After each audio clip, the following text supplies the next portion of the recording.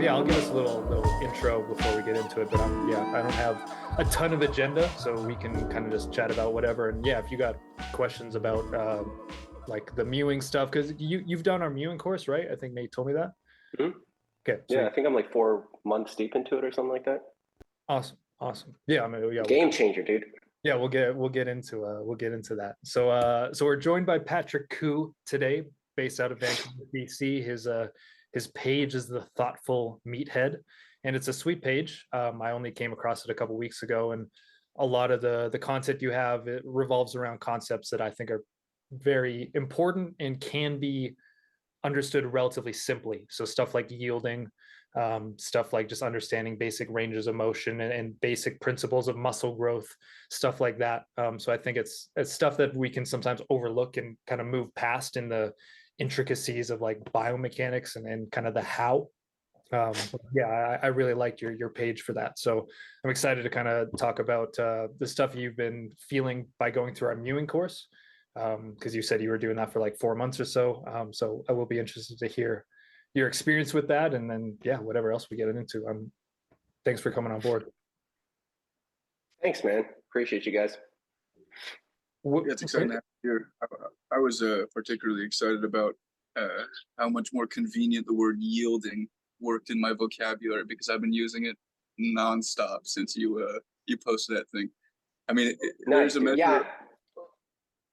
I was just gonna say, I was using a bunch of words to describe something that you so well elucidated to in a really quick video. Nice. What words were you using before? Well, there's a measure of like surface area increase or allowing for some of the pain to be met or matched with some degree of tension. And it depended on every person, but letting go was not always, or surrendering was not always my preference in vocabulary because it usually suggested a lack of effort. Yep. Yep. Yeah, I'm still trying to find the proper words to explain it in different ways. Like yielding, I've found is a decent one, like you guys said, or maybe like controlled toppling of bones on top of one another. Maybe another good one. I don't know. Yeah, the stacking stuff. You have to know the language to understand the profiling. Like, there's a degree of like how simple it is for each person to understand each concept. So I like to stay with the things that are at least vague enough to be like, oh, you can have it. You can have it. Yeah, for sure, dude. Not to hijack the interview or anything, but I'm just curious how you guys got into what you got into. Yeah, in what respect? In regards to,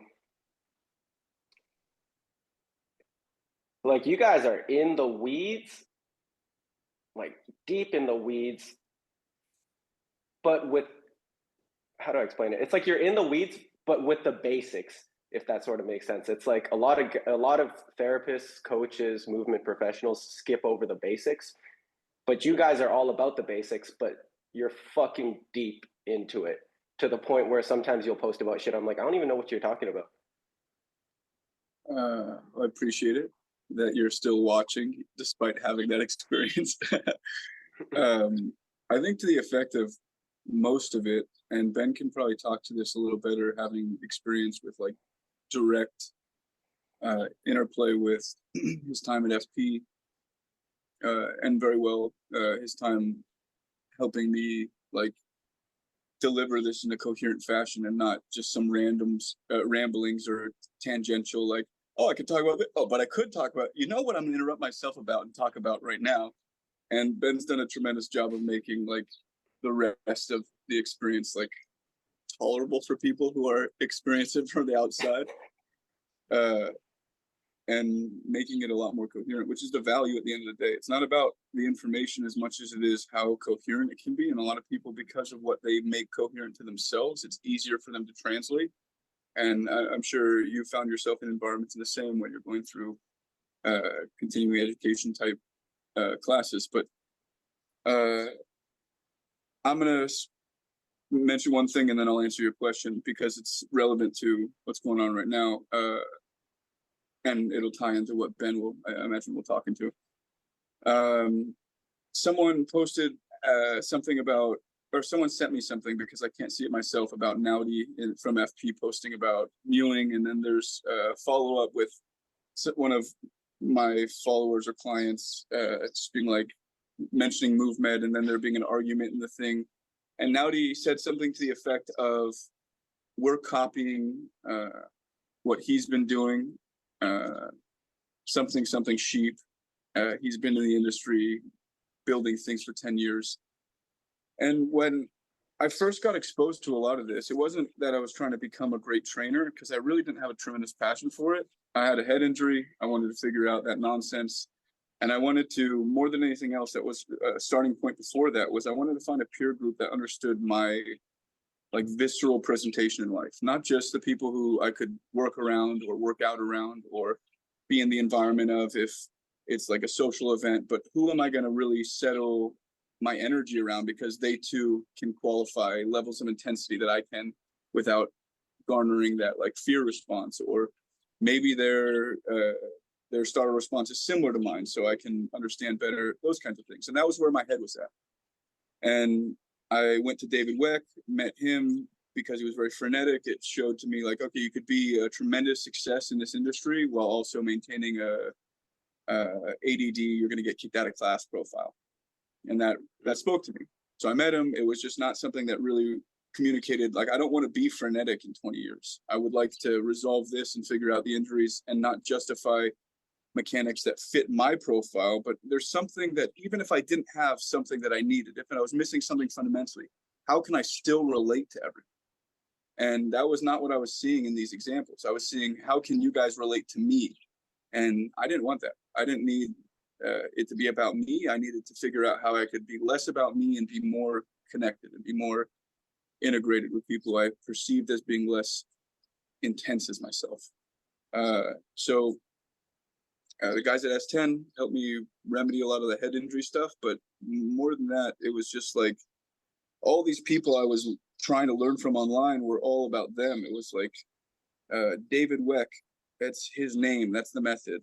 Functional patterns, but you cannot, I mean, I didn't even know what functional patterns was, and I knew Naughty's face.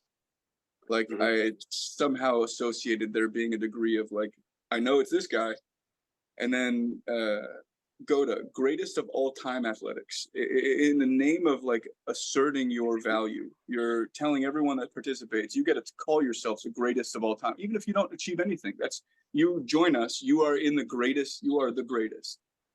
And one of a kind fitness is a number, he's grown tremendously. It's really awesome and impressive to see the corollary between how much you want to cover and the profile being hard to explain, being like, all right, how do you market all this? And then focusing in and being like, I want to market this comparable, but to the same effect. It was never about the baseline information. It was about him communicating what he could communicate.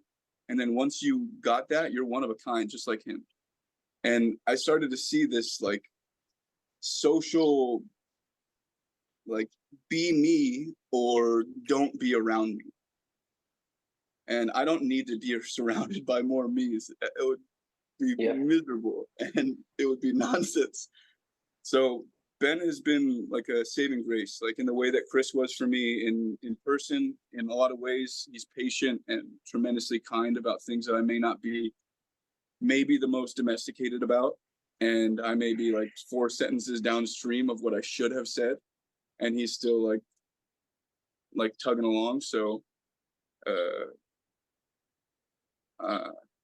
all of it is just sorting out my selfishness so I can be better selfless and relying on people who got it more than I did. Got it. Yeah, and I think it really boils down to what are the fundamental principles of a nervous system that can allow for that to happen. And Nate in his all the combustion you could say is going on. We've talked about Nate having very much a fire energy to what the way he's kind of carried himself. And in order for it's fun to watch online, man. Yeah, it's if you get a chance to be around him, you feel it in person a bit too. And it's energizing. And in order for that energy to be managed well, there has to be underlying just connection to the present moment, I would guess. And Nate, obviously, you can speak much more to this. And essentially, what you're talking about, the weeds, is all the shit that kind of you have to piece together about your own personality, the way you handle certain, again, like pulses of impulse and energy, and how that Shadow work. manifests itself in movement. What do you say, Nate? Shadow work in the foo-foo community, but facing the thing that you can't necessarily see, but everyone else does. Yeah, and I think that's kind of where a lot of this came from, essentially. Looking at the fact that a part of your hand doesn't really have the same vitality as another part, or part of your face on one side versus the other, being able to see that and recognize that. It takes somebody being pretty pretty self-aware. So they're, at least speaking from my background, and I think to Nate's point as well, you have to see yourself and see room for growth, and be like, okay, I can kind of compare myself to others in terms of like how certain movement systems will use Usain Bolt as like a, let's move like this guy, or like even, you know, bodybuilders want to look like kind of Arnold or whatever. You see the room for change within yourself, and then you start testing shit out to see like, okay, is, if I just do heavy bench or whatever, these kind of standard exercises, this should in theory give me this result. And then you find that it doesn't quite give you the result you want. And that process, some people it does. Some people like just have the kind of genetic framework where they just do basic weightlifting and it just helps everything, and there's really very little negatives associated with it. Other people, the way they go into the state of training themselves in weightlifting, take a completely wild approach that somehow creates more degeneration than regeneration. And it's trying to understand what are the basic principles of, say, pressure, and the pressure being a very vague term in a sense, in that it's everywhere. And there's a fluid nature to it. It moves, and we are mostly fluid, but we have different consistencies. There's all this stuff going on. How is a person oriented to that? How is a person oriented to themselves, right? In terms of like, do they really feel or think of themselves as just like a piece of paper, versus having like a three-dimensionality to their own self-perception and their perception of space. And when they do well at one joint and they don't at another joint, like there's all these different potential just miscommunications within the body, and they all get tangled up. And in order to help somebody untangle that, you kind of have to get in the weeds sometimes. And it's something where it's hard to teach because of how detail oriented it can be. But if you can really settle into the fact that it's a process, things kind of unraveling and making more sense as they go, and there being like clear distinctions between like, oh, this is how my leg works on a squat versus this is how my back works on a squat. And oh, I've only really used my back. Shit, I should probably learn how to use my leg, and then bias the training and whatnot from that. Yeah, it's just understanding as much about that as possible to know when you see somebody what you want to try, right? Because I can't just relate my own internal experience and think that it's going to, if I do what worked for me, it's going to work for this person. That sometimes works, especially if you have people with similar issues. But when you have somebody who has the really flat foot when I have the super high arch foot, like I'm just not going to understand that as well. And I kind of have to have a theoretical model to try to work off of that, is both based in sensation and also based in like a scientific understanding of what's going on. So the search for that is why we're here, if that answers your question. No, I'm on board, man. I get it. And to try and simplify, you can tell me if I got it wrong, but to try and simplify everything you just said, it's like you guys are using, it's like the entry point to greater connection and awareness to yourself, or maybe to physical reality, is movement and training. That's like the entry point you guys are using for people to experience, or yourself to experience, greater connection and awareness to yourself and or physical reality. and not creating a training system that is based off of, like, if you do X, then Y is going to happen. If you do Y, then Z is going to happen. It's really like, okay, let's do X, and then whatever happens, happens. And let's not try to fucking force feed an expectation or outcome out of it. And then it's just a continuous process of, okay, let's feed you with X, see what comes out of that. Without expectation, whatever comes out of that will inform us of the next steps that we're going to take to keep going down the rabbit hole. Yes and no. That's more like the neurological approach you see of Z Health, where it's assessment, try the thing, assessment, try the thing, assessment, try the thing.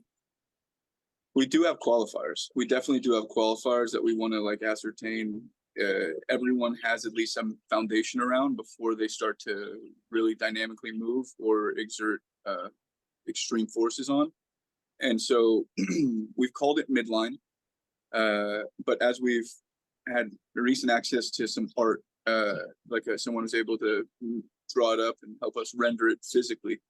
There's some real changes to how we can demonstrate it, and some of the things that are missing in most people is that turtle shell, the dorsal hood that exhibits capillary action and allows for us to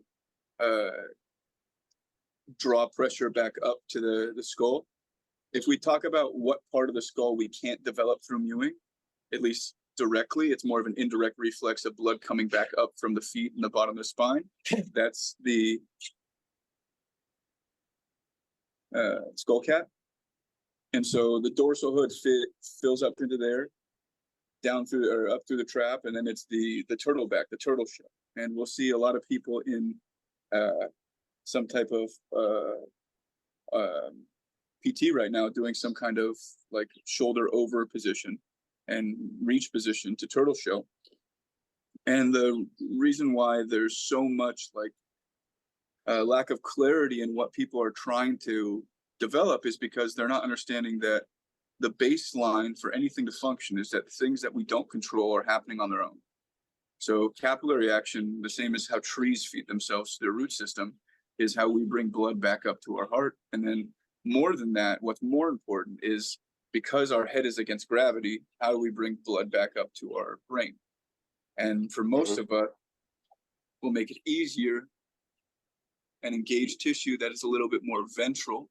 So like all this front line, and that allows for us to like snake it up at the consequence of losing out on that dorsal capillary action, that dorsal fullness. But consequentially, as we lose dorsal, we lose vagal, which is the meat in the center. So if we think 3 layers, ventral in the front, vagal in the center, dorsal in the back. Vagal is a development of your center having enough compression from both ends. And instead of us directing that pressure or compression into a lack of motion, we develop the pressure cavity that is our dorsal cavity. So that is our skull cap rising a little bit, which is going to give us more dimension to our skull. And then once our skull cap has more dimension, then the equivocable, like how much we can grow in our torso, is that much more substantiated, because we're not just thinking like one structure grows, our lungs grow. It's the multitude of things that are complementing each other's motion, and they're nutating against each other. So as one thing grows like a balloon, that diameter increases, and then that circumference increases. And so we have to account for it being much bigger than just thinking, oh, I filled the bag. Yeah, kind of. The have all be all is, once the reflex is inundated, a lot of the things that should be happening in the body, like that dorsal hood, that's pre-existent. You're going to have a lot more stability through parasympathetic points, because it essentially connects your 2 parasympathetic outlets in the spine from top and bottom, effectively letting you offload pressure not into the spine, but into that dorsal hood. And so it's like a dimension beyond us that we can't see or conceptualize of until we have enough force that lets our lat stretch over a rounded rib cage and pull it back into extension. And so instead of doing this, the lat's going to pull us down to our hips and like get us erect again. And once we're in that big posture, it's not us pushing our chest forward, it's pulling our spine backing up. It's pulling our rib cage backing up. But that's all to the effect that we have to be able to stretch the muscles to their ability to pull against our push. So if our inhale is our fundamental push into body to expand, then how are our muscles pulling against each other? And if it's not even, that's the declarative, okay, we don't push into that area well enough to manage the current state of sympathetic activation. And so because we're not creating active inputs, the active input channel would just be normal blood flow or reflexive pathology. We've created compartments of like, I muscle through this. And those compartments are basically leverage systems in our periphery to manage feedback systems of peripheral pressure into our thorax or into our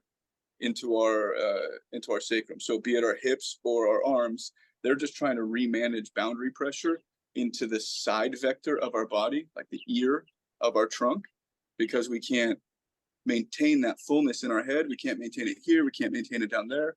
And we lose out on, it's the gyroscope. It's the 3-dimension. What are you looking around? Are you looking around and pushing your ear sideways, or is there a quality of a diaphragm in your head that's allowing for you to push structures around while you still pull them into suspension? Where most people will take their midline and shove it into the direction they're trying to move instead of taking everything that is a peripheral structure and moving around it. So to better describe that, if your two lungs are two rolling pins, your centric structure is the thing moving between the rolling pins to achieve relative motion. So it's the motion of the pins moving off the thing that is stable. Yeah, that makes sense. That makes sense. It's kind of like, so this is kind of also kind of in the weeds, but I've been coaching boxing for a long time now. And there's one thing about, everyone likes to talk about like the rotation needed to huck a good punch. But what you just said just reminded me of like, everyone likes to think of like rotating your T-spine rotation was like the biggest fucking thing, and still is like one of the biggest things that people talk about. But really, dude, your spine doesn't, I mean, it rotates a bit, right? There's, because of how the bones are shaped, like it's supposed to rotate a little bit. But most of what you see as rotation, like surface level rotation, when you see someone huck a good punch, is exactly what Nate said. It's just one side of the lung getting pushed forward and then the other rolling back. It's not really spinal rotation at all. Anyways, just reminded, what he just said just reminded me of that. And then also I had another follow-up question, which is, you talked about the layers, ventral, midline, dorsal. Yeah. And that you're essentially trying to create space.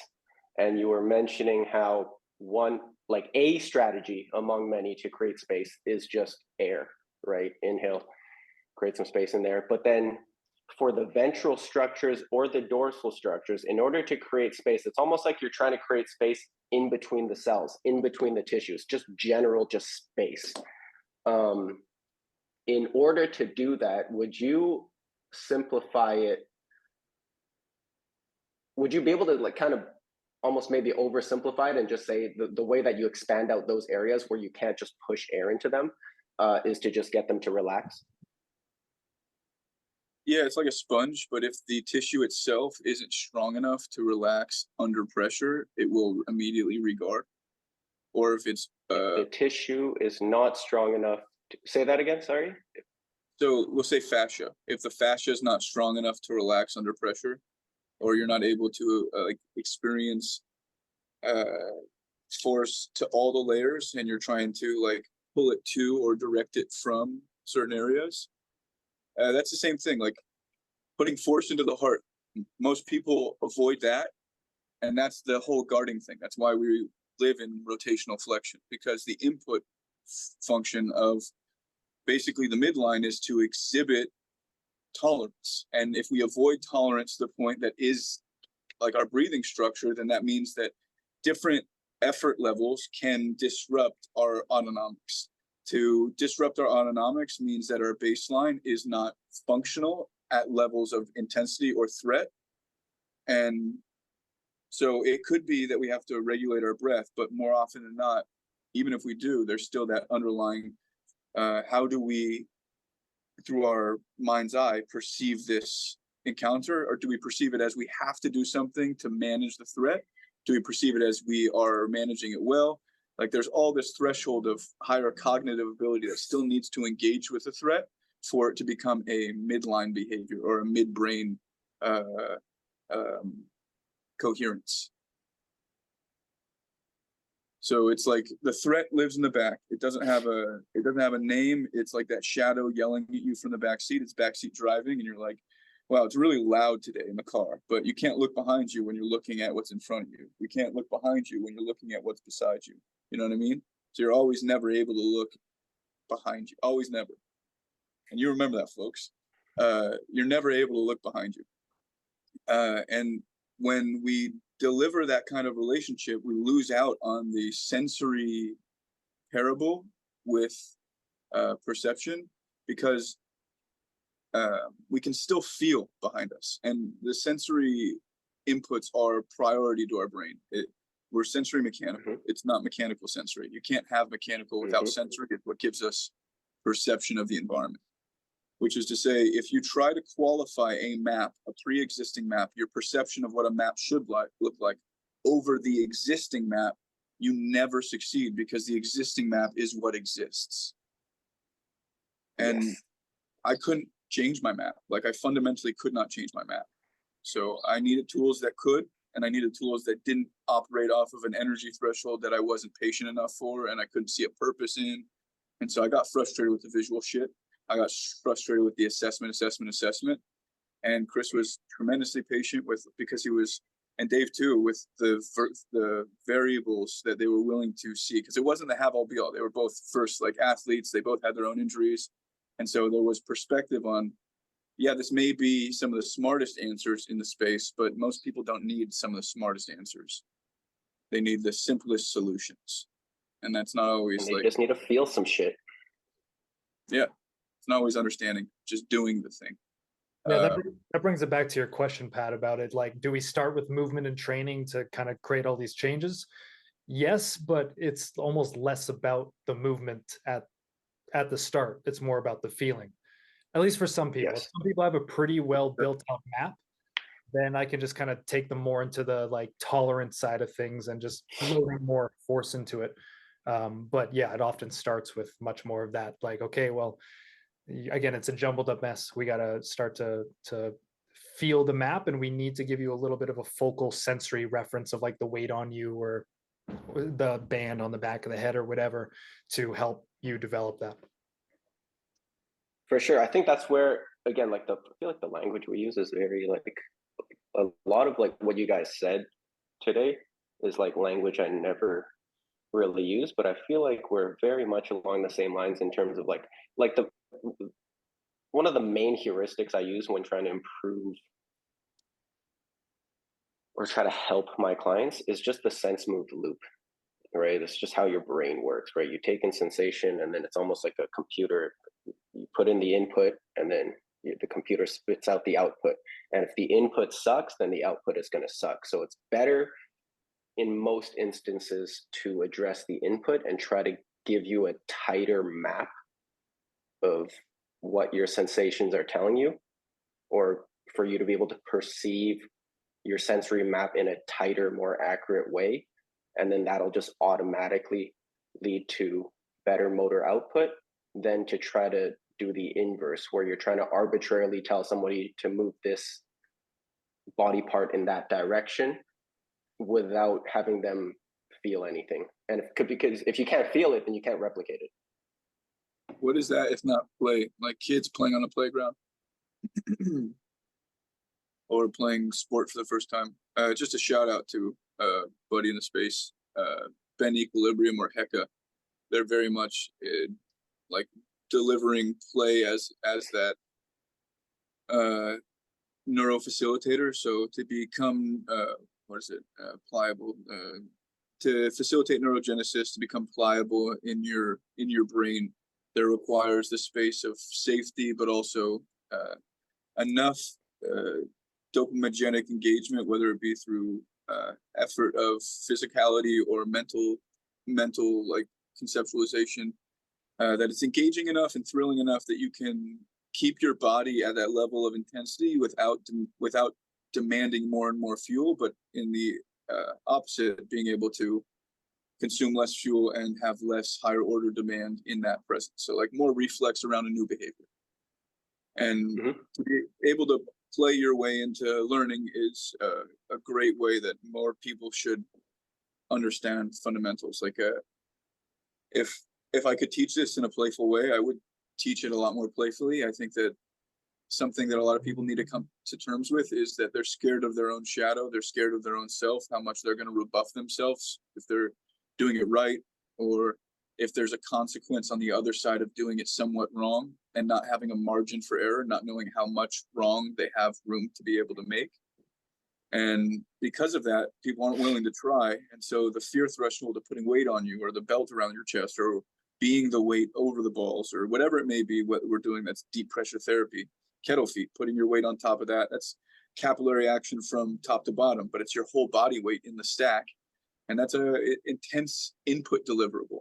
So if you're running away from how much input you experience when we turn up the lights, then the first thing you should do is not work on how many things you can also plug in and see how long till the lights damper or turn off, but you should work on stabilizing the effort of maintaining that output, maintaining that amount of light, so you don't have to keep replacing light bulbs. So you don't have to keep, oh, I'm drained today, or I need to go do this, or dude, why is this training not working right? Let's just go train. Let's get you a train. And never really realizing that the present moment is not looking forward to the next moment or seeing back to the previous moment. It's just like having a space between, having a break between the two things, knowing you have both, not like lazing about, but having a break between the two things and being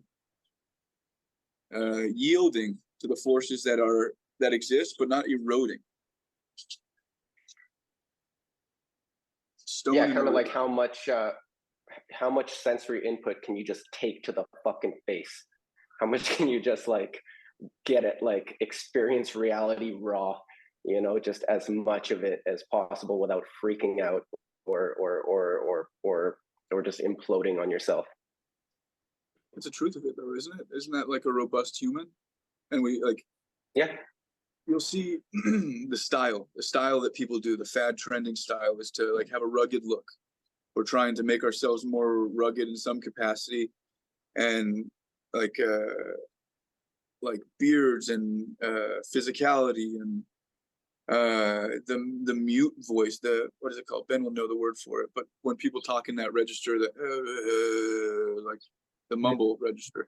Yeah, there's no brightness, there's no sheen to it. It's all this kind of this bassy, something you're gonna feel, but doesn't actually have a lot of expression on it. Exactly. So it's like the people are using their own sensory implements to like shock charge their system and deliver inputs that they would otherwise get reflexively, but because they're causing it through a roundabout process, it's creating premarkers or pretensions, things that come before the reflex and inhibit the reflex. And it's all still, everything is all still like, okay, if this is going to happen, how do we respond to it? So it's a new reflex based off of non-autonomous behaviors. And so we become this kind of like computer dweller where we have to watch the screen all the time, figuring out, oh, this thing's in this place, this thing's in this place, no one's taking this. And then you see that in people's faces. And then they're like, no, the way around it is just not showing expressions. Or, and hear me out, having options and not being a sociopath and going around being like, I'm looking at you. Yeah, I think I know. Most people dilute. Like it's either they're going to process at their level of what they're about to say, or they're going to process at their level of what they've heard in the past. And that space between is the allowance of new things coming up and that neurogenesis, like play, it's just it's a new experience that you have to have some play with, and you don't have to force it. Maybe sometimes you do have to upregulate your response such that it is more playful for you, but it's not matching the energy. It's reinforcing your own stability such that that thing, that energy, that whatever, that engagement factor doesn't take you off your feet or make you less engaged with yourself. Because as soon as it does, you lose out on a bunch of tooling. So we essentially have to retain our confidence or retain our sense of stability in self. And that's all vagal. It's literally our mind-body connection. How does our brain, our 10th cranial nerve, run through our head, down through our neck, to our heart, to our diaphragm and solar plexus, and all the what's the word for it? Forget. Our gut, and relate us back, as someone says, their mind-gut connection, or their heart-brain, or they talk about this intelligence in the body. It's the vagus nerve. We have evolutionary competency and primarily our ability to create space between our hindbrain and our interactive brain. So it's like, how quick do we start doing stuff? That's our midbrain. And if our midbrain is inflamed, then there's probably going to be some regulatory issues where we might not be super functional, and we might see ourselves being neurodivergent. And that would come with a plethora of things that could create downstream disease and damage, just because the centric point of your brain is telling your solar plexus, hey, we're in fight or flight. You need to really take it up a notch in the body and defend us, because we're not being properly stabilized. And so midbrain, midline, it's all that centric tissue, that visceral spinal cord, that visceral part of the spine. Like, as you said, the spine doesn't move a lot. What does move, or what is being moved, or what we are leveraging against, is our vagal spine. So that's like the anterior spine and what it connects to on the inside, and that's what we're reinforcing, and that's what our whole body is like protecting. And so there's a degree of like, what do we brace? Well, bracing is hugely important. It's so important. And to have it as a cognitive behavior is not the best thing in the world. To be able to motor recruit as I want to do it, super important. To have to do that, not a good idea. It's not something we need or want. It should be a reflex, and it should be something similar to laughing. Your abdomen should brace because you're moving blood. You're creating capillary action. You're feeding the continuous recycling of, okay, I can feel my stuff. I can use my stuff. For anyone not watching, I just dance very weirdly. Yeah, no, all of that checks out with me, man. It's like a lot of your guys' training is, again, it's just about, at least from what I've experienced with the Mewing course, it's like, it's just getting out of your own way, settling into yourself more, and being able to feel things first so that you can then move them and or relax them. At least that's my experience of the Mewing course. Yeah, I think you're totally right. And I think we help people diminish the lag time between the processing. So the actionability comes quicker, and we don't have to pretense, because there's not as much like deferral to tension, but instead it's the engagement of kinetic factors. And so it sounds like we're talking through a process to like, okay, we got to get all these cards in order, but those cards sort themselves. They're very tidy on their own. We just need to fuel them better. And we have a couple of things that immediately get the brain to start saying, oh, we can feel a lot of ourselves and we like it. And sometimes the process does require, you can calm down through this, or we need to work on calming down through this. But aside that, most people are just like, I'm ready to feel me. Yeah, let's do it. And they jump into it way too quick, and they're like, let's run through it. And so that's where rhythm, I'm not sure if that part was recorded when you guys were talking about music, but that's where rhythm plays a huge role in interoception and neuroception, which is, it's like hearing the heartbeat through your vagus nerve. So the vagus nerve runs from that ear outlet. So it's essentially like hearing the return heartbeat, the afferent heartbeat,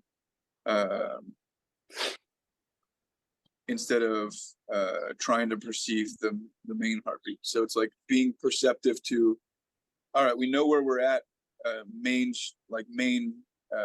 our count is going, it's quickening, it's quickening, it's quickening. But if we can regulate how much peripheral pressure builds in our arms, and we can bring some of that back to our heart, we can diminish the load for the heart for pulling stuff back, and also increase the load on the heart in a way that allows for it to push more blood volume out at once. So it's a three-dimensional vector of not just the heart being a pump, but the rest of the body being a pump part. What? Yes. A pump back to the heart. Yeah. You were just talking about Perry Nicholson, same exact stuff. It's a more interactive. How do we make the lymph move? How do we make all that void space that doesn't know how to interact because it's not mechanoreceptive? It's being moved by fluid channels that move as a byproduct of other reflexes or other pulmonary channels. So if that's the void space, that's our shadow, so to speak. That's like, as we accumulate more and more lymph, we accumulate more and more residual, like counter to our reflex, or an inhibition of reflex, which tells our midbrain that we're not stable, or we can't find stability through threat. But when we become that threat, then because it's kind of like your brain has almost blacked out those areas of the body. Exactly.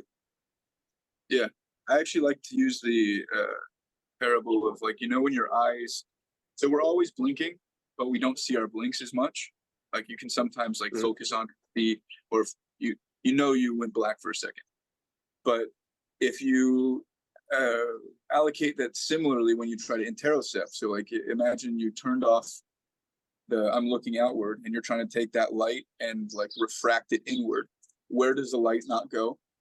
And when you look inward and you see all these shadows cast, all those shadows are blockages of thin membranous things that are full of gunk, as opposed to fluid, like a fluid flow that would otherwise make it permeable, or like you could see through it. Like, when you like look through the sun and your hand kind of shows some of that like warm glow. Similar idea. You're looking inside and you're trying to see those light factors, but you can't, because those places are gunked up, and they're dark to you because they're not trafficking your energy supply, which is, you get farther into the mitochondria and you get farther into the cellular process, and we are creating light, but that's a different conversation that I'm no way qualified to even step foot in. Patrick, did you notice any particular areas of like the head or the neck for yourself that were kind of dark spots, so to speak, that the Mewing course helped with? Oh, no fucking doubt, dude. I'm in like the double digits of concussions and fractured my skull like 3 years ago. So it's like the whole fucking thing was blacked out. The whole fucking thing was blacked out, dude. Let me think about what kind of big changes I've noticed. That's rough. Sorry you've been dealing with that. I can only imagine what it's like. Hey man, I know you've had your fair share of brain trauma. Cracking the skull, that's a different story. Yeah. For one, I would say that the tissues around my face, neck, and jaw were just so clenched up and blacked out, for lack of a better term, that every inhale felt like I was like sucking through a thin straw, because my neck was so tight, and I would try to consciously, cognitively try to expand out through my rib cage and the structures below it. But it wasn't until I started to learn through the Mewing course how to breathe through my face, for lack of a better term, that it then resulted in all the downstream goodness of all the structures from here down to relax as well. So that was a big one. Real quick, what you experienced with that ventral release. So you created vagal space in your head. So when we talk about the sinus expanding, it creates that space for the vagal pathway or your brainstem at start, the first diaphragm in your skull and your brain, what people call the third eye, your pituitary gland. There's a diaphragm there. You created reference, but I just wanted to give framework that ventral, vagal, dorsal starts there. Got it. Actually, I do have a question. So with the because cueing people to feel shit in their face is already difficult. Getting people to feel shit behind their face is a fucking project. So like with some of the language you guys were using in the mewing course, or how to kind of frame this question? It's kind of like how have you guys found it, or how do you guys currently think of getting people to pick up on sensation in parts of their body that's just so like for someone who's never done the mewing course, for example, or for someone just like me who's had like a long history of concussions and stuff, where do you even start with getting them to feel their sinuses? You know what I mean? Like that's Yeah. such a fucking alien concept for someone, at least for me at the beginning, to wrap my head around. You want someone to produce nitric. You want them to sneeze or have itch in their nose. That's usually what I go for. If you're feeling specifically for the sinus, it's a couple of factors of like what it feels like to take a breath when you're about to sneeze. There's an influx of cool air, but you're not breathing hard by any means. You're breathing with more compression. So fabricating the instance of breathing with more compression, it's the soft smell stuff.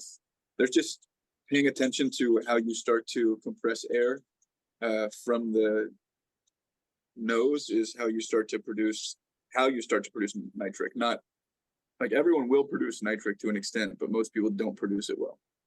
That's why their noses don't take shape well. That's why they like become swollen and fat. And their ears too. Cartilage points in the head that are starting to swell from inflammation and a lack of suction or vacuum from the diaphragm that sits behind both of them. It's the middle of the head, right? The ears are nose level, but everyone sits with their nose beneath their head. So their thorax similarly sits deeper than it should. And so like the pressure cavity that would be pushing pressure into the side of our lungs, pushing pressure into the side of our armpits, or we're resisting it through external rotation because that's not the part of our lung we can take force through. Yeah, I went on a tangent again.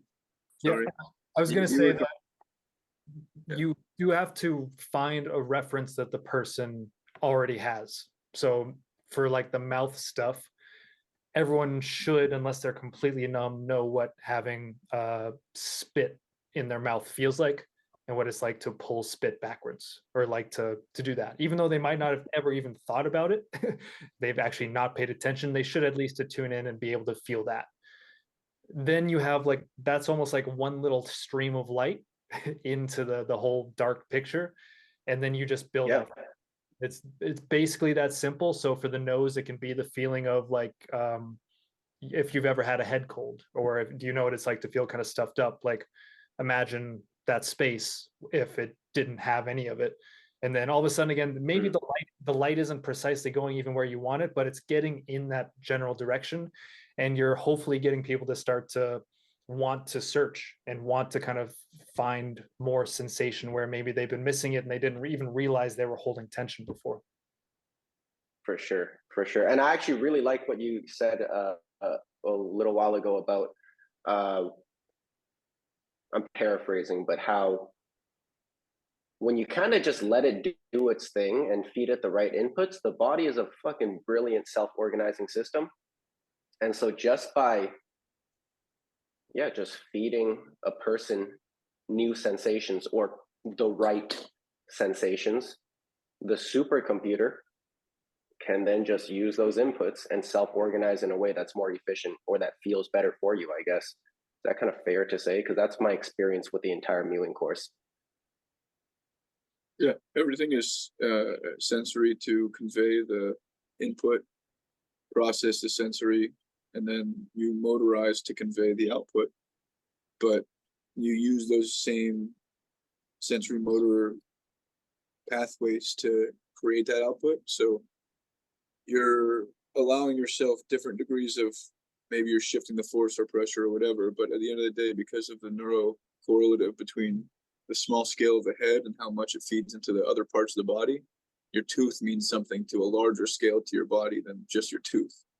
And so like the surface area increases or exponentially increases, and then those neural connectives, if you think fascia, if something hits the spider web and that center point is struck, then everything fleetingly will experience it, similar to like a rock dropped in water. You'll see the rings around water, or similar to like sonic speed in the sky. You'll see the plumage that comes behind the plane.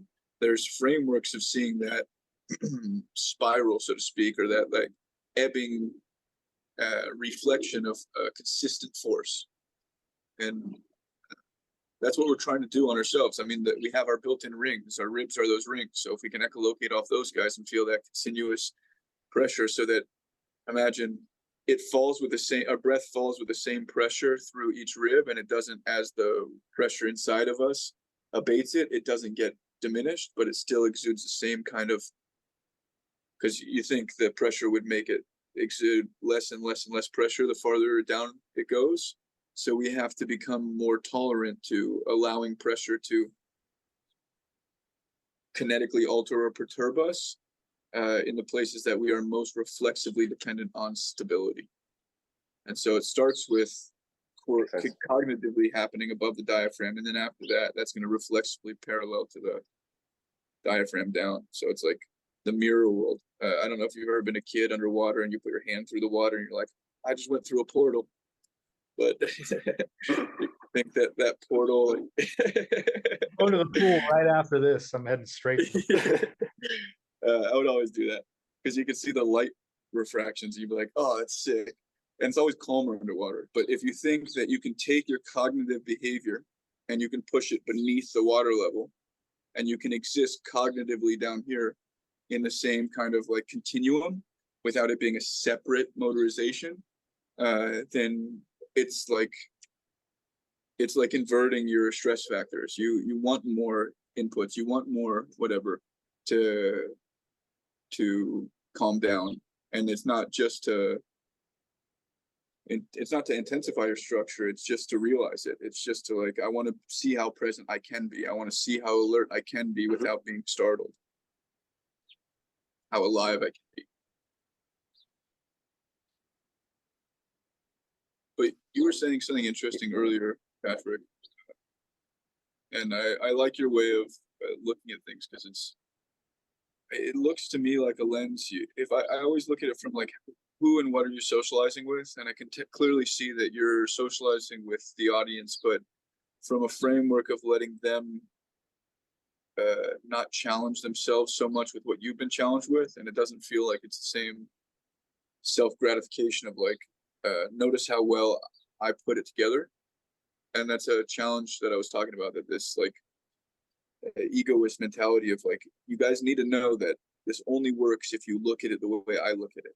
And that's not going to always work out. You're going to have some people are going to pick up some people are going to pick up a little, but you're trying to make it so that it's consumable and that it's palatable. It's not, you have to know how I'm speaking to hear me. And that's a really skillful tool. It's like what makes good teachers, what makes good mentors, and I admire that.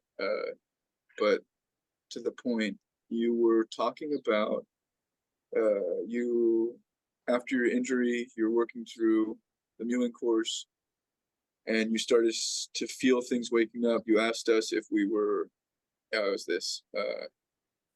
How do we communicate things that people can't speak onto? Like, if the words don't make sense to someone, how do you make meaning behind words that don't make sense? Yeah, exactly. I'll give you an example. Actually, it took probably, so again, been doing the mewing course 4 months. It probably took me 3 months in until I finally understood. And it kind of creeps up, the feeling, being able to feel it slowly creeps up on you. But being able to understand what the fuck you finally meant when you were saying, when you're doing some of the jaw opening exercises, that your top teeth are gonna just feel more tangible. Like, yeah. Bro, I'm like watching the video fucking 10 times. I'm like, what are you saying, Nate? Like, for 3 months.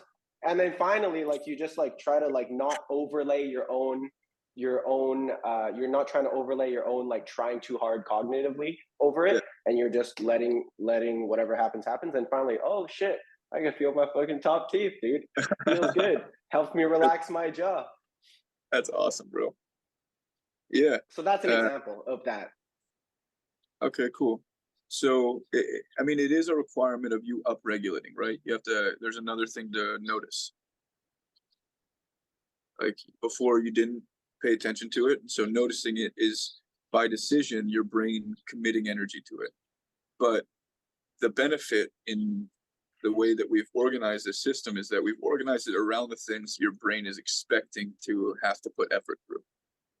And so as we create cognition, I mean, the vagus nerve is cranial nerve X or cranial nerve 10.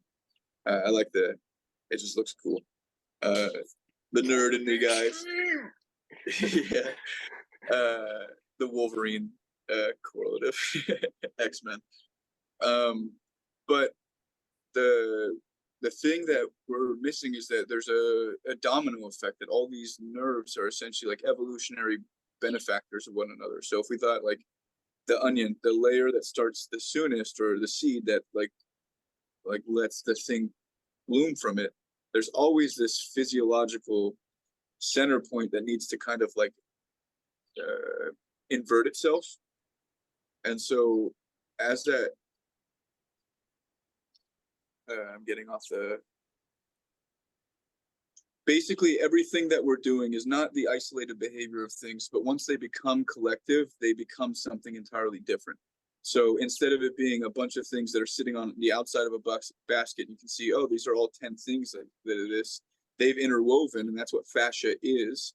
And they've created a new picture that allows for all these things to interconnect together and relate off of each other, instead of them being independent nerves, right? And they have a correlative, they have a correspondence factor. And as that correspondence happens, you start to understand that there's a physiological, like, we call it behavioral myology. We're about to put out a bunch of things, particularly our Foundations of Functional Training course. And that's like, as you were saying, it starts on the simple and it goes really into the weeds of the simple. We're hoping that it's not the weeds anymore. We just hope that people spend more time building out the simple, such that they don't have to fall all the way back through their steps to get into the point where we're trying to start things and like allow for them to move from. As soon as they get a foundation, like as soon as you feel your teeth, start using them and enjoy yourself, you know? I'm not asking for you to like live in this factor of, if you don't feel your teeth at least 4 times in the morning and at least 3 times in rotation, I'm gonna be fucking pissed. And I'm gonna send you emails, and you might even be kicked out, all right? You might even be kicked out. The thing I need for people to understand is that if we're creating a movement system or an ordinance around a neurocognitive behavior metric, as anything happens, it's going to either become a cult or a community, because there is the social navigation of human behavior. And if you think all 10 nerves working together, they're socializing, they're interacting, they're exchanging opinions and exchanging inputs and processing together. And then it's up to us to prioritize relative what we're getting blood flow to, what we're moving through. And that's pathology of movement. You'll see that it's so complex, I don't have a map for it, and maybe we will one day, but there's going to be emotive qualities to where you live in your face, or emotive qualities to where you live in your midbrain. And that will transpose you to, like, I move like this because the force vectors communicate to that point in my head, or where I, or like, this is focus, right? Awareness and focus is largely here, and then, or sorry, awareness and attention, excuse me, focus and attention, pardon me for those, is here, and then awareness, the peripheral, like the extra, is in the body. And so as soon as we create clear focus and attention through the primary cognitive structure in our body, then the lesser focused and attentive structures can exhibit greater levels of awareness, which is not full brain action, but brain supported action, meaning the brain is stable, so this can use the part of the brain that it uses, instead of having the brain require more decisive action to make that part of the body easier to use. I think I understand. You're doing a fucking crazy good job. I mean, I can see that you're like actively listening. You're listening the way that, like, I sometimes look like I'm looking off into the distance, but you're turning your ear to it. There's so many things that most people would just be like, is he just gonna shut up? Because I'm picking up on it, and I know there's a lot of value in it. Here's the thing, though: if you just fucking talked with more examples, you would be fucking 400 times more effective. Like everything you said. So basically, this whole time, as you're saying, laying out certain concepts, in my head, I'm trying to think of like, oh shit, okay, that's where I felt that before. I'm coming up with my own examples. You know what I'm saying? Yeah, you're totally right. And that's because there's a factor of not being ready to present it in a pretty way, but with the art that we're about to put out as well, the descriptors, everything's going to change in a simple fashion. And I'll be like, hey, you guys want to learn more about this? Oh, you already went through the highlights? Perfect. I don't need to tell you anything. I have been holding off because there are certain things that we didn't have tangible yet where we could market or sell them. And the thing that I'm experiencing a lot in this industry is someone jumps on a horse that's not sold and sells it for themselves and makes makes it their own. In the time that I'm like lollygagging around making it perfect, they make it good enough. And so I'm trying not to be super like, here's everything out front. I mean, you can even see like, I'm by no means claiming mewing. Mewing is not, it's a dude's last name. I'm not even claiming banded neck stuff. What I am trying to suggest is that there is a myology, there is a consideration of behavioral patterns that people are starting to see, and that starting to see is the only thing we've talked about. We've not talked about how it looks, how it goes, what to do, how to do it. We've only talked about, hey guys, you know what you can start noticing while we get things ready. And it's how, in the same way, people are formulating their own ideas. So we're going to see all these converging theories, but they also diverge at their foundation because they're not focused on the same fundamental metrics, which is relationships, socializing within self. Becoming so selfish, you can become selfless because you don't have to worry about self anymore. Yep. Unless you're I can agree more, man. Then don't become selfish, become very selfless, and really work against your fundamental instincts. In that case, really don't trust yourself ever, ever, ever, and make sure you have like a nurse or someone with a weapon around you. Definitely. This is don't take this disrespectfully. This is I've thought about this before, which is that the way you guys present information, this is my theory. The things that you guys have been able to experience requires so much, like we talked about earlier, just raw experience of physical reality, just letting all the inputs come in without blocking them out or without trying to categorize or organize them. And you get kind of great results out of your health or training or whatever the fuck you want to call it from that. Yeah. But then sometimes the way you guys explain shit is great, by the way. The way you explain shit, I actually like the fact that I have to focus really fucking hard to get the juice out of it.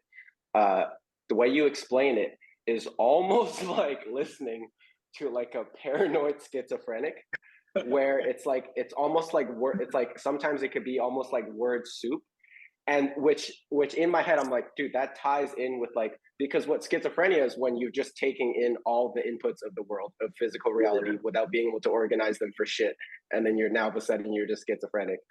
So it's almost like I don't even know what I'm trying to say. But you're absolutely right. Has popped into my mind. No, it's just minus the mania. So like minus the mania, dude. You guys are super chill. Well, we're not without effort. So it's been a process, but you're absolutely right. I mean, socializing, dude, we have to configure that there's certain degrees of trauma, or like if you put the wrong type of fuel in the engine and the engine could take that fuel, but it's not designed for that fuel, then the engine is going to start to corrode to a degree with that fuel over the course of certain years. And all of us that are to that degree of like intensity, we've been doing that. We've been expecting other people to understand that the fumes we're giving off are normal. And they're like, what the fuck is going on with this person? There's something formatively wrong with them that they're experiencing. And there is a neuro disconnect or a cognitive disconnect in that I can't communicate at the level, or you can't communicate at the level, and there's the exchange of whatever. But it's not that. If we could understand each other, it's not about what we're saying. It's that we could feel out or make sense of the sensations we're conveying. And my goal, for sure. I've been pandering this fucking. I didn't know what biomechanics was as much. Biomechanics. You So were pandering, dude. You're like the least pandering motherfucker on Instagram.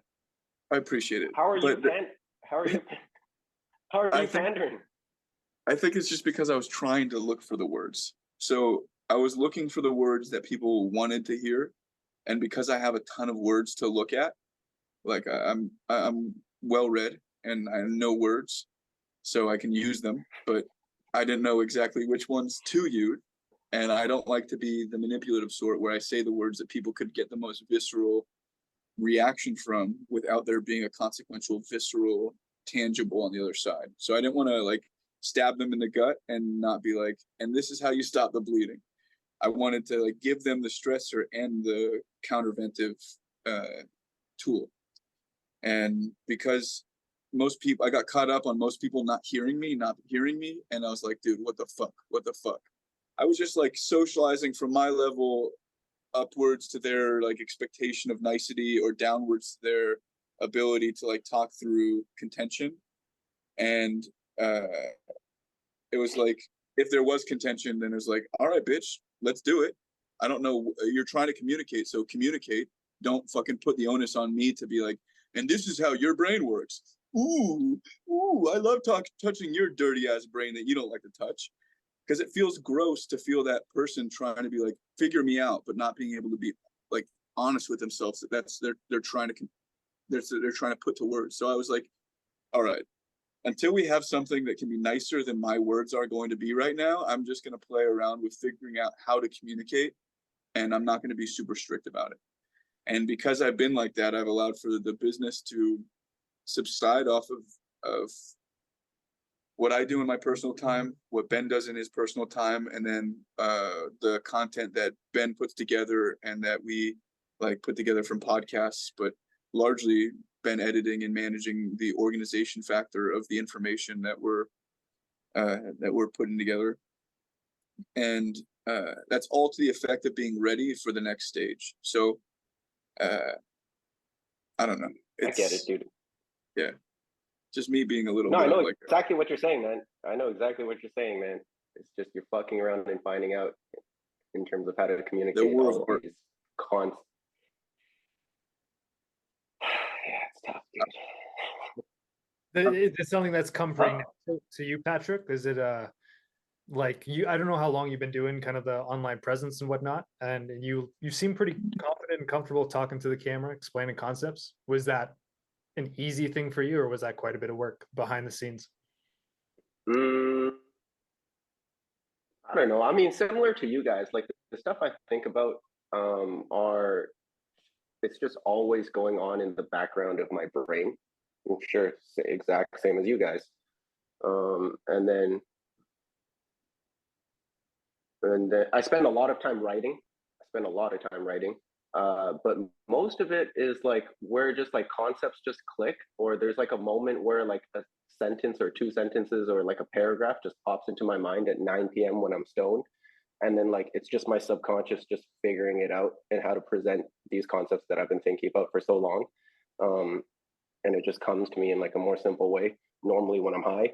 And so like that's and then when it becomes simple in my brain like that, that's when I have the confidence to present it in this simplified way, which oftentimes seems like maybe like an oversimplification, but what the fuck are you gonna do when an Instagram reel is 90 seconds? Yeah, keep it simple, stupid. It's a fundamental. Keep it simple, stupid. That's the overarching like.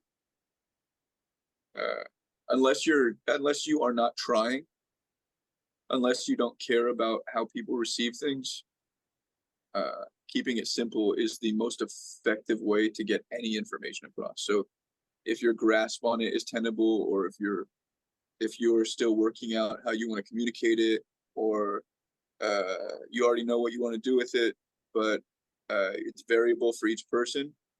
The delivery system you have is not as much one of inference, but it's allowance for people to infer on their own. So you're not telling them how to lead the thought.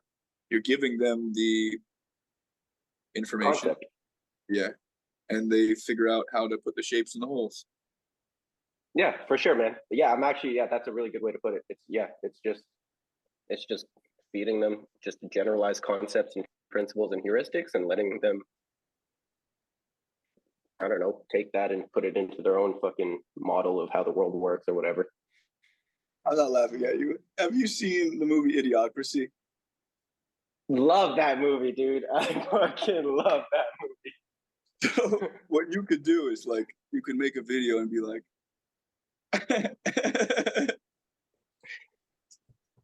this is neurotraining. This is you now. This is you. This is you then, like before and after. And you do the, like, they can't figure out what shapes go into the triangle. And then in the next one, it's like babies just fitting the pieces into the thing. Yeah. But that's the thing. We skip so many foundational things that it could very well be that you might have gotten all the shape, but you forgot one of them. And if you went back and you just did that one shape, I'm sounding like Goda right now, but it's not the shape you think it is. You don't have to put your butt in the air and then present it for all to see and round your back and all that kind of stuff.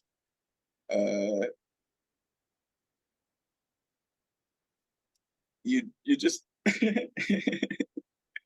you just have to know how to be allowant without making it something that's anatomically homoerotic, for lack of a better word. Yeah, I get you, bro. I get you, dude. I mean, Anyways, it's cool. dude, I'm looking. Not functional, you know. Sorry. Sorry, I was just being silly. I said it's cool. It's cool if chicks do it, but it's not functional. Anyways, dude, I'm excited about this new what is it? Foundations to Functional Training thing that you guys are releasing. Yeah. If you were to simplify it into like what it's gonna be about, like a couple sentence summary, what would it be? I've drawn it out. I mean, the specifics for it is just like, what is behavioral myology? That's the whole collection of, like, when people say fascia is the thing that interconnects everything, it's a vaguery. People are like, well, this is what fascia does. But now we're finding out this is what fascia does. But we're also finding out we have no idea what fascia does. And we're also finding out that doctors cut fascia. And then if you have any injuries, you probably don't have access to fascia the way you would normally. And just the variability of, like, fascia is the connective. It's like the spider web that connects every foundation, but people don't know what it is. So we've developed a system that integrates a bunch of behaviors that create reflexive autonomics in the body that are natural. They help reshape the spine. They help remodalize the structures in front of the spine. And then they give us hold on, pause for 1 second, dude. This is what I'm talking about in terms of, like, what does remodalize even mean? I know I'm Chinese, like English is not my first language. So, like, mobility and motility are different things. When people say spinal engine, or when you see a snake move, like it's the thing moving through sliding and like modalized as in motility, not like mode, M-O-D-E. Yeah. Okay, got it. Sorry, not to disrespect. Dude, you speak disrupt you. So. Better English than most English speakers, so I don't know what to tell you. But yeah, we're improving the things that you don't know you have to improve. So when people say spinal flexion or spinal extension, it's really a separation of those three structures: ventral, vagal, dorsal. And so as soon as we build out that turtle shell, everything kind of refixes itself. And we have the behaviors, or a collection of behaviors, not the behaviors, because I'm sure someone, it's really what meridians and those kinds of things we're probably doing better than we are doing right now. But it's really wild how the map overlays and how much physical anatomical correlatives overlay with our map right now. the push-pull, like the shape of yin and yang, like the deliverable of a torus, or sorry, it's like a, what's it called, a spiral-like vector, creating flexion or extension because the shape of the vertebrae or the shape of the intrinsic structures. Like, there's so much that's literally just a redefinition of things that were already established that we're doing, and we're doing it in a modern sense. So Okay. what are we doing simply? Behavioral myology. What does that mean? In development, we developed 4 primary FOPs, which are fascial origin points. So these balloons of fascia created big structures: our head, our heart, the diaphragm, and our gut, and then our sacrum and pelvis. And so these structures have their own internal diaphragms. So it's like, even though we have that centric diaphragm in our diaphragm is the centric structure diaphragm. We have one in our skull. Our heart acts like one. Our diaphragm is one. And then the pelvic floor and the diaphragm interchange, act like several of them as well. So we make it so that someone has their basic structure resupported at a level of understanding that's not being taught, because I don't think most people,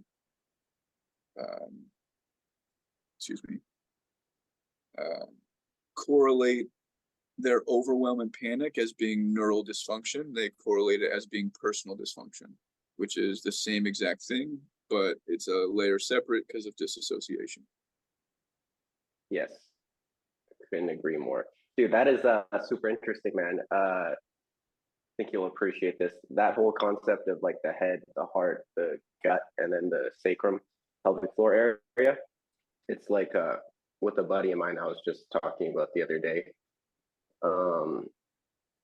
And this was in a different context. We were talking about job satisfaction in his career, but we're talking about how when your head, your heart, your gut, and your balls all line up, or all aligned with purpose or enjoyment, then you're good to go. And we called it the meathead chakras, you know? So it's like, anyways, I just thought of that. I'm very excited to dive into this when you guys, when are you going to release it? So there's 2-ish courses we have to film. We're going to first release a course that we haven't yet, that's a part of it, the breathing basics course, because I'd like to teach people the correlative between like warming up and ice baths from our framework. So it's going to be like a alternative to Wim Hof or Oxygen Advantage. Similar principles, but our foundations. And once we have a little bit of understanding there, just because that's one of the foundations or pillars of the foundations of functional training course, we're going to release the foundations course. That's going to go into our cert. So it's going to be a free additive to the cert. So it's going to be the application process, and it's going to be released around the same time the book comes out, because we're sending it to publishing finally. Like, the amount of times that I've said that and been like, well, what about this idea? Or one of us is in like, well, this needs to change, or what about this idea? So the book's going to publishing for the cert. Everyone's going to get an access to that, even if they're not a part of the cert. You can purchase that, but it won't come with the cert materials, obviously. Foundations of Functional Training will be the application of the cert and the book materials in its most base, simple form. And then that's like it's probably going to be the same way that a lot of people create their programming around their base cert, like ACE, NASM, GOTA, whatever. That's probably going to do that for a lot of people. And they're going to start to re-ascertain, like, okay, what is fitness? What is fitness? Which is when we're going to be developing the movement in clinic, which is with Dave.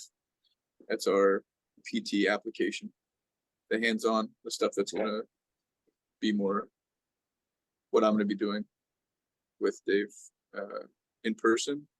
And then Ben's likely going to be running a lot of the like what we've launched, and then just allow for us to like bring that into fruition afterwards. And then I'm gonna come back into the fold a little bit more. But Ben's way better at running things and managing people than I am. Yeah, I have a little bit of an organizational brain that maybe surpasses Nate's ability to hold on to a bunch of information at once. It's, I got a dog for a secretary, so she doesn't really know how to write. She has no opposable thumbs. It's her fault. yeah, I would guess this foundational functional training course it's probably a later year, maybe like midsummer thing. The breathing course, hopefully by the end of this month, even because we're at the start of April, we have that out to the public. And then, yeah, I don't know how long the publishing process with the book is going to take, but hopefully sooner than later, because that'll be nice to have out and use that as a reference for a bunch of stuff too. Nice. Yeah, nothing happens when you want for it to. You just want it to happen now. No, I wanted it to happen 3.5 years ago. Guys, these ideas. I don't know what you're saying. Okay. How do we fix this? Yeah, and that's the hard part, man. Yeah, Ben was one of the first to stick around to figure out how to understand it. Yeah, well, I think I had enough of a framework that, like, relatively early on in one of our sessions, you were like, "Oh yeah, I think you're the first one who gets this." And I think it was partially my like cranial sacral experience, because I took one of their courses and like had a depth of feeling to touch where I could sense like a light traction, and then I could understand what Nate's talking about in terms of resisting the traction or going with the traction, and know that he wasn't talking about some grand movement. It was more of this kind of motility, this internal art essentially. And I'd been doing a little bit of breath work with Eric Arsenault at that point, a vocal coach, to kind of get some idea of like the sensations of pressure in the body. So I had that going into working with Nate early on, and I think that served me well to know what the fuck he was talking about. I still don't know what I'm talking about sometimes, guys. I can see that, bro. On the vocal coach thing, dude, I've been recently, it's all fucking typed into the viewing course and all this shit too. I've been getting into what's that shit called? Like when the guys are from like Kyrgyzstan or whatever, like the throat singing, dude, so fun. Yeah. So fun, dude. A great way to annoy my girlfriend. Like, dude, it's tremendous. What's it called? Throat singing, the guttural stuff, the Mongolian stuff. Yeah, the Mongolian guttural stuff. Yeah, so much fun, dude. So much fun. Yeah, I really want to get into that. That's the type of singing that you can't argue with your engagement. Like, even if you're not a good singer, the visceral quality of that singing, you give yourself. It's literally where Eric Arsenault talks about the backlog of pressure. So even though you're breathing, there's a foundation of pressure that is gonna resist and or need to be moved by what you're breathing in. And when you sing like that, you're basically gutturally expanding those reserves instead of like refining the fine point. You're building the forge. You're like working with the bellows. Yeah, for sure, man. And it's just like you were saying earlier, it's like, dude, it's just a really fun way, playful way to just discover those sensations, man, which is the effective way to do it. What else have you studied, Patrick? What other kind of stuff have you gotten into? And has it been on the weirder side at all, or more conventional? I mean, the last 4 years, I've just been really getting into the gait cycle and foot pressures and how bones are supposed to topple on top of other bones as you move through the gait cycle. So that's been like a big focus point. And then after, with a lot of the concussion stuff, I got into revisited a lot of like my university motor learning and control textbook and notes and stuff, and then started to just try to understand more about how the brain organizes movement. Thus the whole heuristic of like the sense move loop, or like better sensory input leads to better motor output type concepts. And what have I been studying recently? Your guys' stuff recently. Um, I don't know, man. I'm all over the place, and I'm always playing, and I'm always like Venn diagramming all the different like sports and activities I like to play. So I like to see how like snowboarding connects with kickboxing, which connects with grappling, which connects with soccer, which connects with dancing, et cetera, to try to find like the foundational truths behind like biomechanics. Um, so I don't know, dude. I'm just like a fucking Asperger's dude out there just fucking around. How about you guys? What are you guys into or playing around these days? Playing around with these days? I can speak for myself a little bit in the some of the like chakra stuff, just like different ways of trying to process not just physical pressures or structural stuff, but more like emotion type stuff, and trying to feel the correlative between all of that. Kind of doing the same thing you were saying with like Venn diagramming. I feel like I do that with almost everything in my life, just to kind of Mm-hmm.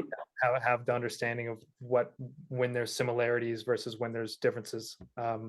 So that's been something. There was a book called Body Mind that one of our cert guys, Yoni, told me about, and it's been kind of a nice summary of like bioenergetic theory and whatnot, and relating some of the potential blockages in people's perception to different events in their life. One that kind of was interesting for me to hear about was the early potty training, essentially, of kids, where I guess their like sphincters haven't really fully developed until like 18 months old or whatever, but parents will kind of start that process at like 4 months old, and then you kind of end up with a kid that essentially has to strain to meet the demands of their parents, or meet the demands of having to be potty trained. So it results in, as soon as they go to have any kind of excretory function happen, there's way more strain in it than there needs to be.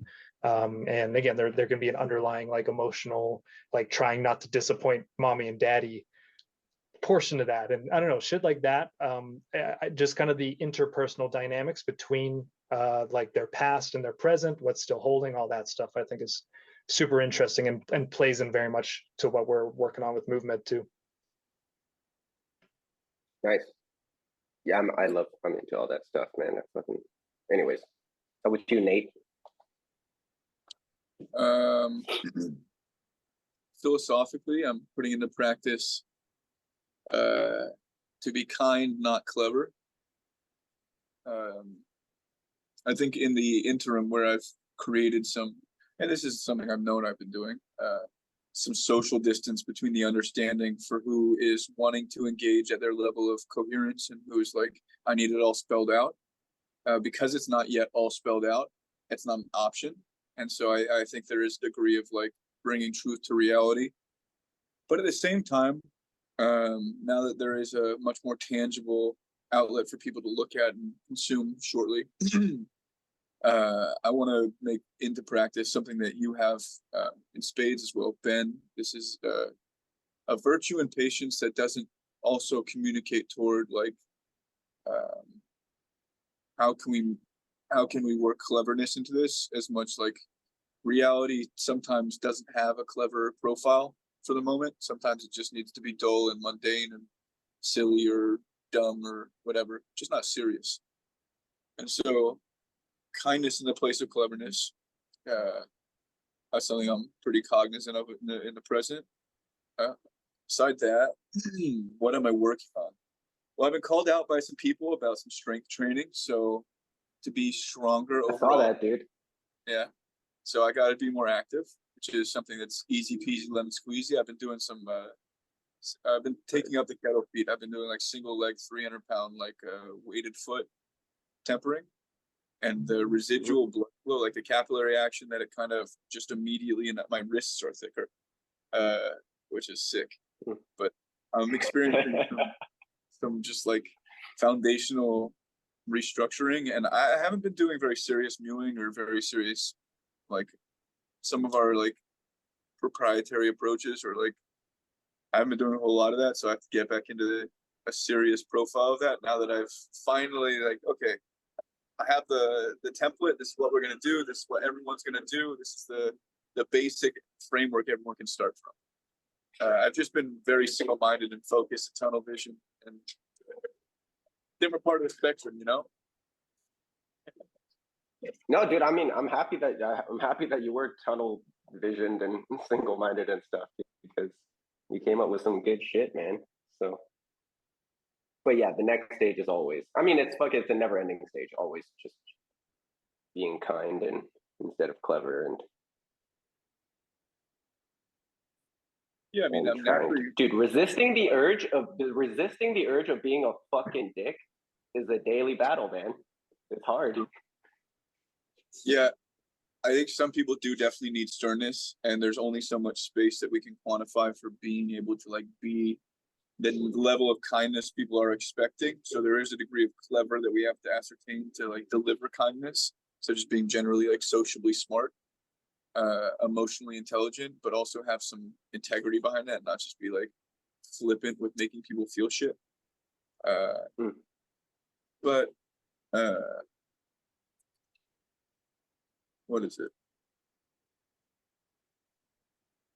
Yeah, I forget. Sorry, a trash truck just drove by. Being kind is hard sometimes, but I think not everyone is ready to experience something that they can't socially take advantage of. So if you consolidate that it's a serious moment that they are being challenged socially to take serious, then we have very little option ability in that moment but to like look at and interface with it. So creating a threat but a pathology to look at the threat is sometimes healthy, and that's something that like talk therapy does.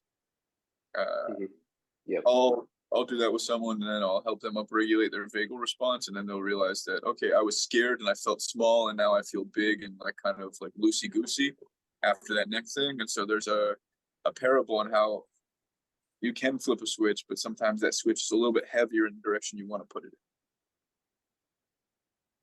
I think I know what you're saying. Kind of like showing people where the gaps are without getting them to freak out and nocebo themselves, and then also offering a solution.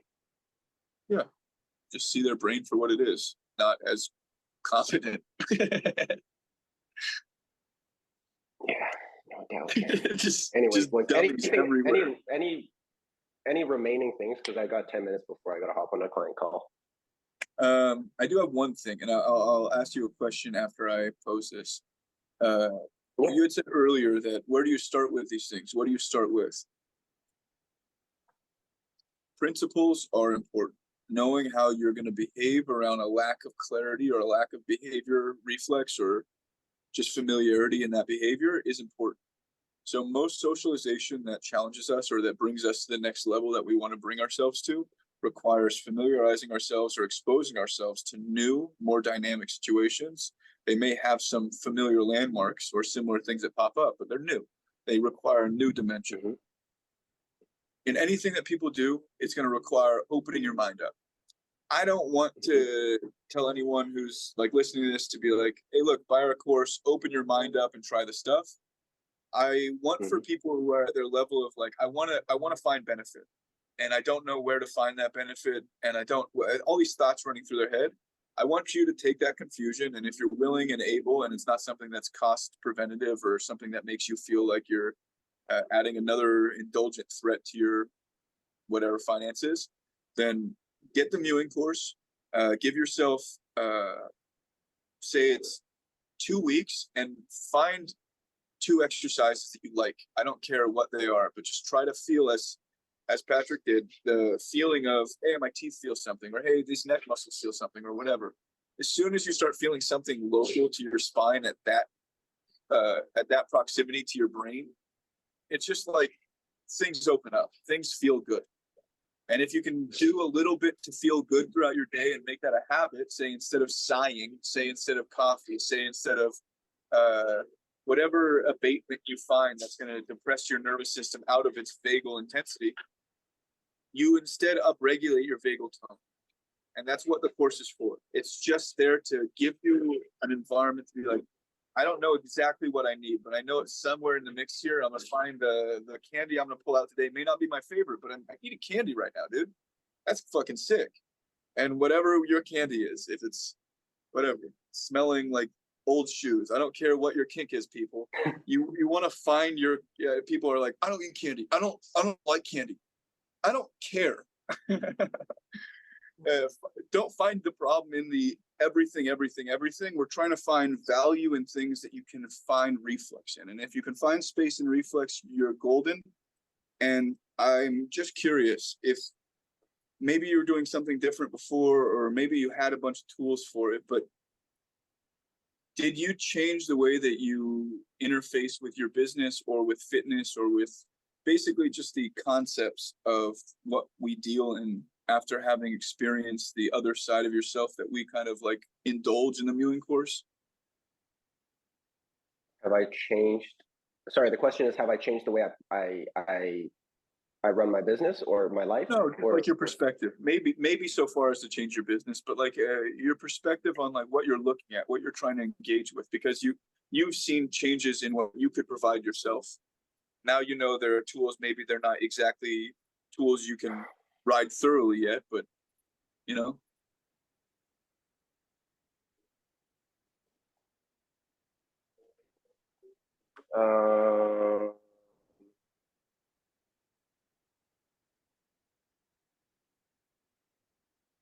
No, honestly, I cannot say it did, but I will say that the tremendous benefits that I've experienced from the course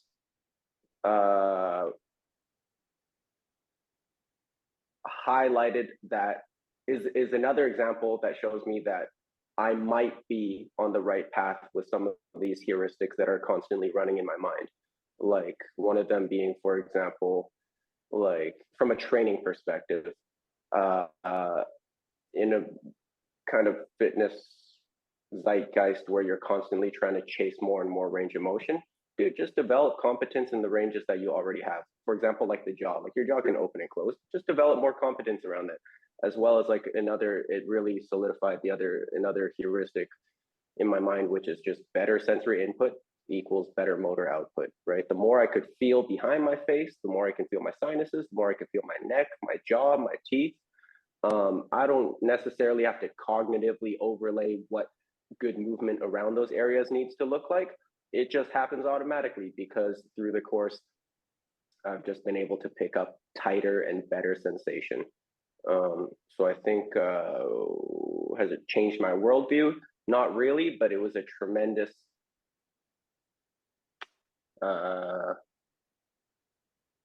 like tangible example of the things that I am kind of thinking about on a daily, constant basis. Sweet. So the reason why I asked that specifically leading question is because the people who are waiting and watching for this, like, what's the answer? What's the answer? Patrick admittedly finds value from the materials, but to the effect of being able to relay it, as I understand it, you can correct me if I'm wrong, it's not quite formatted or language in a way that facilitates the immediate reciprocal, like, okay, this is how we do these things or do these things. It's more of just like, because of your interest and your understanding, you were able to find value out of things that were interesting and maybe something you understood, maybe you didn't, but you were finding some type of registry. You knew that that registry was important. So that registry is what essentially separates you as a coach from what people are outside of coaching, which is like, what do I do? What do I do? All right, I may not know what to do, but I have behaviors and programs to sort out a relative profile. And my goal with movement is not to create the best coaches, but to create the most self-reliance. And that comes through a bunch of things that don't tell people how to think for themselves, but give them the conditions whereupon they can start to make inferences. As you said, I didn't really know what to do with what you were saying, but I did start to extrapolate and put it in different directions, which is what I'm seeing more people doing. And for the select few, which I'd be interested to talk to you at length in a more private conversation, but what I'm doing with a lot of the coaches is I'm basically presenting them the opportunity to be like, look, we're not in a fully developed sense, but when we are moving into this direction, I'd like for there to be people who moderate and manage this limbic communication or this message without losing it. And so that means kind of like showing up to be the part, not just putting the mask on. And I've had trouble with some people who like rush through the process and are like, this is great, and this is what it means to me. Well, yes, I understand that, but the patience of understanding, not understanding, is a huge benefit. And I want for more people to understand that that's what threat and stress is. We don't have tools to understand the things that are not tangible, and feelings, memories, thoughts are not tangible, but they exist and are generated in that midbrain. So, or at least interact with that midbrain with regard to thoughts. The effect that we're trying to give everyone is more space in a tangible fashion. This is how more space is created. So find 2 exercises. Don't need to find if it's super, I understand this. If it feels good, if you feel yourself warming up and getting excited and you don't feel like yourself depressed or anxious normally, then awesome. Those are wins. That's all I'd like for people to know and see from this conversation, because I've not made the tools yet readily available for Patrick to be like, all right, this is the plan. This is how we're going to launch it. We're going to use these to work with week A. We're going to use these for week B. We're going to use these for, and so on and so forth, for an 8-week program. What I've done is compile the bland information, and the people who are willing to work with what I have right now are getting the most like robust version of it. And then we're breaking it down to smaller versions so that we don't sell our materials to the people who are going to replace our business before it's made tangible. It's a conniving industry. I don't really care about people doing the stuff. I just care about them doing it well so that the message gets out well. I don't care about it like being done. I just care about the integrity of it being done well so that people get the benefit, because if not, then people are going to be like, what do we do now? What do we do now? And that's not what we're trying to achieve. We're trying to have, like you did, which is trust yourself, find some value, and just fucking feel yourself chill with little wins inside of lack of tangibles, because those little wins are the tangibles. Yeah. It's just reflex is not ordinarily conscious, so we can't see it. Mm-hmm. Sorry for that long spiel, but I appreciate your time. You're a sick dude, and I look forward to like communicating with you and further without the recording. Yeah, thanks, man. I appreciate that. Same goes to you, and you too, Ben. Thanks, man. Appreciate you coming on. We'll let you go because you got a client call in a minute. Yeah, dude. We'll talk sometime again, I'm sure. Yeah, sounds good, guys. Thank you. Peace. Have a great day. Have a great day. Bye. Jinx.